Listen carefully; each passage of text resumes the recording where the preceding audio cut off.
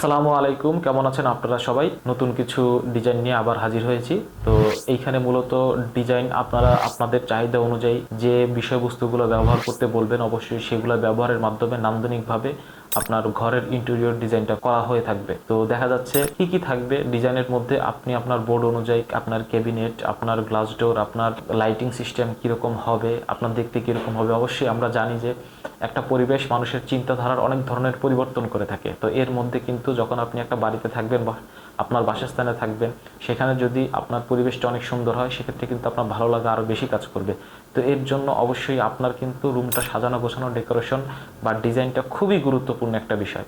তো আপনারা যারা ডিজাইন করাতে চান, সুন্দরভাবে আপনাদের বাসস্থানকে ফুটিয়ে তুলতে চান, তো অবশ্যই আমাদের সাথে যোগাযোগ করতে পারেন। আমরা এই ধরনের অনেক সুন্দর ধরনের ডিজাইন প্রোভাইড করে আপনাদেরকে সর্বোচ্চ সার্ভিস দিয়ে থাকবো ইনশাল্লাহ।